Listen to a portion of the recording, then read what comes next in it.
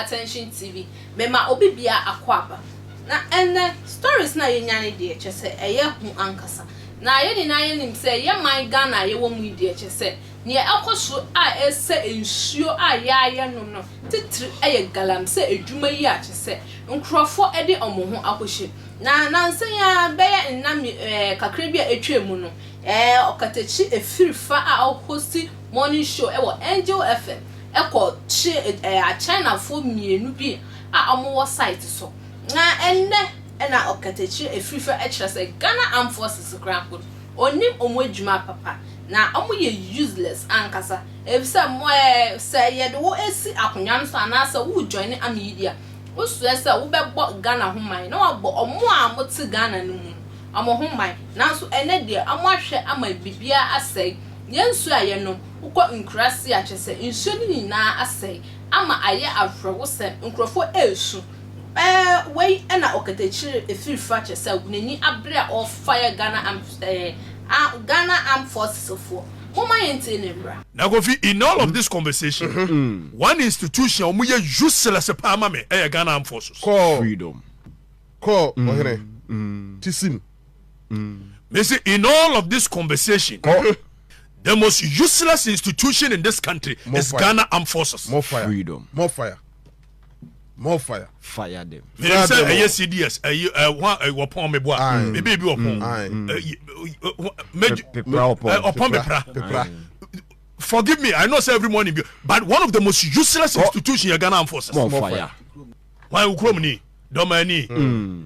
And the favorite show near we train them. And you know, the most useless institution out of more fire. I never know. Freedom. Anytime we moko for democracy ni ba ya democracy ni failure biano. Military ni na sorry gina say dia mu ye no it's a national security threat. Exactly. It is a man nya ma ye dia ye be seize power no afri mu ho. Ni ahwehwe wo before for dia man no say. And ye wudi man no nya sa ne he.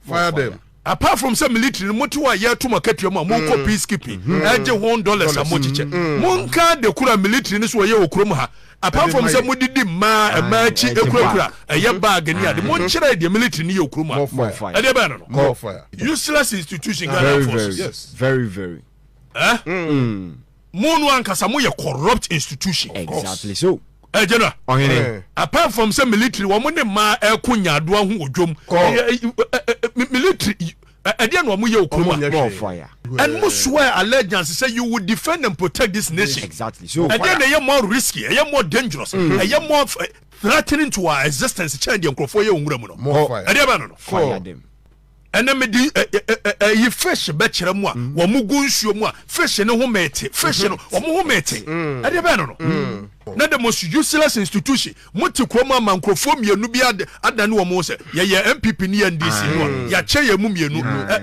pillars e wo the so called democracy ni nyina adwiragu na military mu da so te na mo hwe dia mo no be ko mu bubefo na gye nto makatuam where military where military where military where yes where military as a boy scout where boy scout cadet kwa so wonfa so che military ade ba no ko shake them na military me hu military for mo wo monta de shepre man eche Ghana Armed Forces free my armed forces na nkrofo ya dia wo mo hwede fish no ye wo nso mo yira wo mo hwensu fish gum ade ba no ya bobo adam ana de ba ye hwede fish ni ye wo nso wo mo yira wo mo ade ba no nso na ya tete na una da nsuo mu kanda password da nsuo mu ko be survive na military na ye di national security mu ye di military da so hwede fish ye wo nsuo hwede fish no na amrantia no so tibon koso nti wo nte dia wo ye moa no kura ase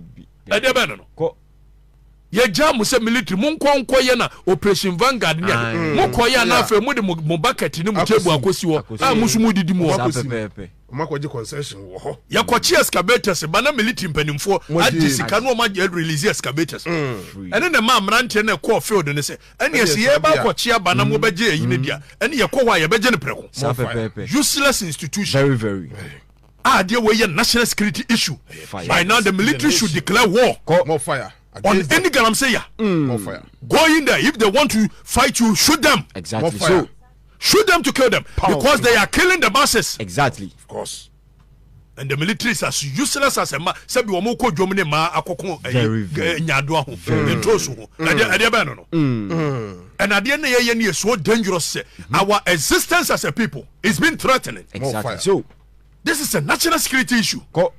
And you think everything is NDC and PP? No. Near see are not done pray to work council our parliament say NDC for say ensure chain yeah MPP for. Are not done pray to wa with the sum yes now gene. Cancer no kan nyansa wom. Ko Wo man ye wiase wo bia timi sori wuram so kotu go. E your man Ghana. Ensi wo wiase ba bia da. Forestry Commission regional directors na mo wo. By now everybody should have been sacked. Exactly. Precisely. Hey. If I was the leader of this nation, come say regional directors of all the forestry or be able to including the minister. Someone now will share your man go 40 million everybody will go to jail. More fire. Mr. Galamsey yes no on the 11th of November.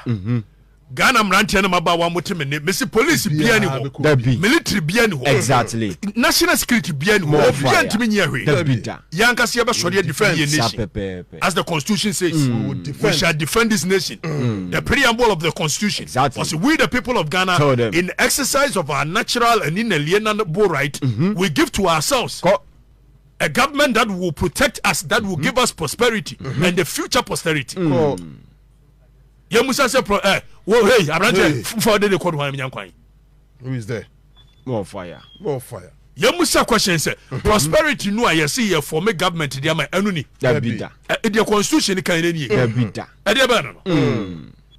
And we are destroying the waters at the same time. As Yabuba Dam agreeing trip, as Yabuba Dam. And then the political party, Nkrofobia organizer who be Jinem Fimfi, and you have created a cabal of thieves. More fire. Freedom. Me can quench home fast.